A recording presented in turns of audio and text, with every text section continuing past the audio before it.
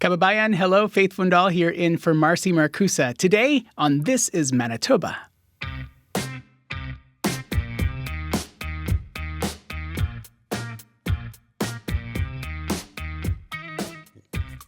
Why are we here? We're going to hear shortly from the author of a new book.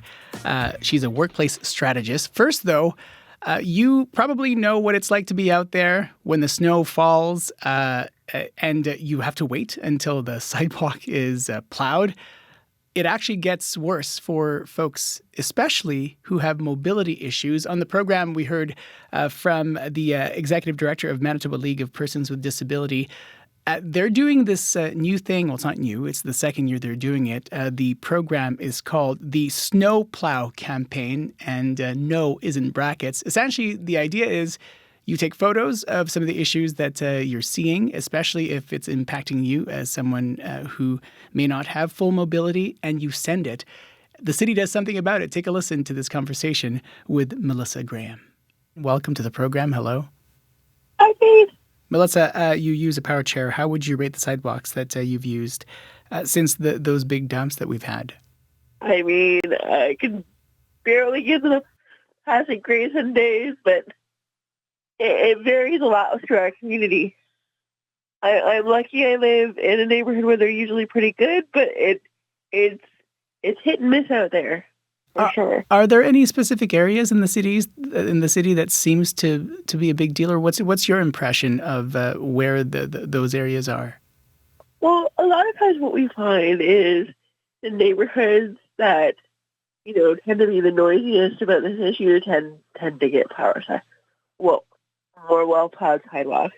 But also, even in the areas where sidewalks are plowed well, there are still issues of windrows, which is when you have two sidewalks crossing each other and you get a bump of snow that hasn't been cleared between the two sidewalks, or a similar bump of snow between a sidewalk and a road, or what we're getting pictures of are things like sidewalks where the driver has completely missed the sidewalk altogether, and you can't drive on that path because it's only half covering the sidewalk. And also street furniture where the snow gets built up beside the poles where you have to push the button to cross the street. So I guess altogether, often the city's fairly passing. Of course, if we had just gotten a snowfall, I'd probably give it a lower grade. It takes time. And so, as I mentioned, it's the second year of this campaign. Why do it again? What impact did it have last year? Well, honestly, the city told us it was very helpful. What we do is collect the photos and stories from Winnipeggers who submit them and send them directly to people that are in charge of the plow operations in the city. We also, later in the year, share those photos and stories with snowplow operators and policy makers to help inform their decisions they're making about snowplowing. So really, you're trying to be the middle person so that people can feel like when they, I guess part of it is so that it feels like they're able to do something or something that's within their control, but also know that you folks will actually send it to the people that need to see them. Yes, absolutely. We've actually had the city ask for our photos and stories after the first year. They directly said they were helpful. So. Were you surprised when you heard from the city that this was something that helped them and they wanted you to do it again? Yes, absolutely. It especially helps them to know where these photos are taken and what that experience has been. I think from our last year is that what I've learned, even snowplow operators and people at the city who have good intentions really don't understand what an accessibility barrier and improperly cleared sidewalk can be. So a picture speaks 1,000 words, right? If you can show someone a picture of just how it's creating an obstruction, or you can share your story of how it's preventing you from getting out your door, from getting where you need to go, that really impacts people in their desire to do a good job and to make our sidewalks clearer. What have you heard from people who have sent those photos in? who have not been able to get out because of sidewalks.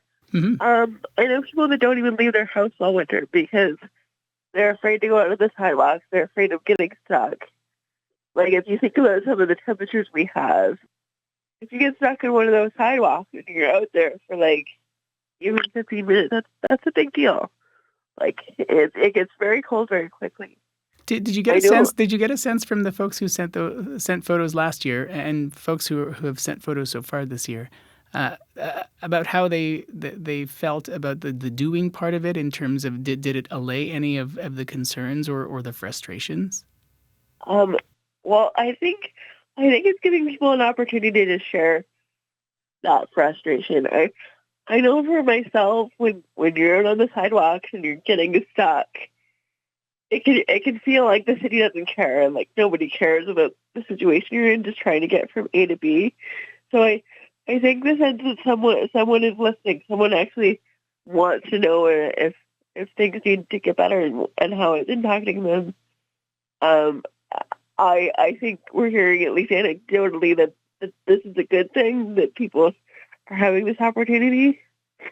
Like, I hear from people all the time before we started the snowplow campaign, just from having other people without disabilities seeing me get around, that all the time when they see me, they're realizing, oh yeah, the sidewalks need to be clear. But it's often not something that people think about until they hear these stories and they see the image of someone trying to get through. So how does it work? You see a photo, take a photo, and then what do people do next? So we have a couple of options. We have a Facebook page for folks that have Facebook. We have a Google form that you can fill out and share a few details about your story, like where the photo was taken. And then we have an email address where you can just contact us directly, whatever is easiest for you. It's really helpful for us to know where the photo was taken. We're trying to capture all neighborhoods in the city, not just the ones that, tend to get more attention. We want to make sure that people up in the North End are sending us photos, as well as people in Wolseley and other areas. It's important that sidewalk snow clearing is equitable across the city, right? So yeah, but even if you can't take a photo, because I know sometimes even for myself, you're crossing a street, you're focused on crossing the street, you're not really thinking, oh, I should have grabbed my phone and taken a picture. Even just sharing that story is fine if you don't get a chance to take a picture. Or if you're a person that doesn't have a disability and you see a sidewalk that isn't clear, maybe it's not impacting you directly, but you see it, you think it could be a barrier for someone, please send us your photo anyway. That's helpful. That's Melissa Graham, Executive Director of Manitoba League of Persons with a Disability. So if you have those photos, make sure you send them in. Now, you might be going to work, or you're already at work, or you're heading home. One of the questions that we're trying to answer today is, why are we here? You may ask yourself that question as you work every day. It's also the title of a new book by Jennifer Moss. She is a workplace strategist. This all started, things changed when the pandemic came in. Take a listen to our conversation. Here now is Jennifer Moss in Kitchener, Ontario. Welcome to the program. Hello. Hi, it's nice to talk to you this morning. You as well. I mean, obviously the pandemic affected a lot of people's relationships with work. What did you discover in your research? It did play a massive role. And I think because it has lasted so long, and what's happened is we've now gone into a state of what is called polycrisis. And that's just this mix of other crises, this cluster of crises that end up making each one worse. And so when you're going through this type of event, like the pandemic, when you think it's acute, you're not necessarily dealing with what researchers call as a mortality-facing event. You're not thinking about the finitude of your lives. But when it goes on for this long, and it was such a collective, global place of grief, and and really facing the mortality of our lives, what changed was our brains actually shift and it reorganizes what our priorities are in our brain. And we want to do more of what we like to do and less of what we don't like to do, which is a pretty normal thing, but it's really heightened when we feel this way. And this is what prompted the Great Resignation. It's prompted disengagement at work. It's made people feel like, is work really important? Am I identified only with work? And people started to say, what am I doing with my life versus what, am I doing for a living? And it started to reshift what work was in that priority structure. What do you think it was that made it so difficult to recover from the effects of the pandemic in the workplace? I think we all felt like it was acute. I think we thought, okay, this is only a few weeks. And even when it was a few months, we could sustain that. But then, we had these ups and downs where the whole world opened and then it closed again. And people started to realize that this was going to be a long time. And what happens over time is that you can only work in that surge capacity and at those levels for so long until you start to feel really exhausted and hopeless that it's not going to change. And unfortunately, I think that employers didn't realize that, this doesn't need to be the new normal, this level of work. Instead, we've just continued to, kind of move with this level of momentum and rapid changes. And a lot of people are starting to feel like, what's the pointism is on the rise. A lot of people are asking, why am I here? Because they're deeply dissatisfied. And when you are, again, feeling like life is short, you notice that so much more than you might have before the pandemic. And the generational difference, I imagine, it also has a pretty big factor in all of this, right? Oh, it's huge. I've talked to mature workers, boomers. They're saying, I don't know how I fit in at all to this work force, and I don't feel aligned. My values don't feel aligned. And in Canada, when you have so many people turning retirement age all at once, that's going to really shift the labor force because you're not seeing them stick in the workforce that they don't feel like they're aligned to. And then Gen Zs are like, you are not modeling Xers and boomers a great experience of work for us. We want to feel like well-being is an antithetical to work ethic. And so they're pushing back.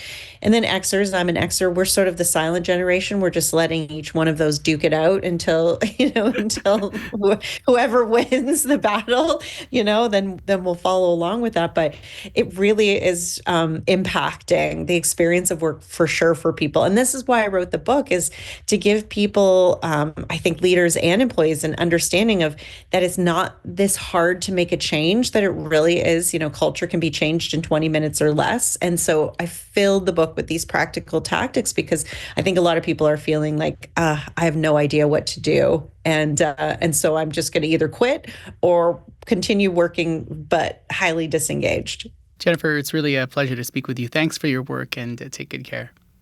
Thank you so much. That's Jennifer Moss, author of Why Are We Here? Creating a Work Culture Everyone Wants. Thanks very much for listening to This is Manitoba. Make sure to tell your friends, follow and share This is Manitoba. Mag-ingat po kayo and take good care. I'm Faith Fundal in for Marcy Marcusa. She'll be back soon. Stay tuned.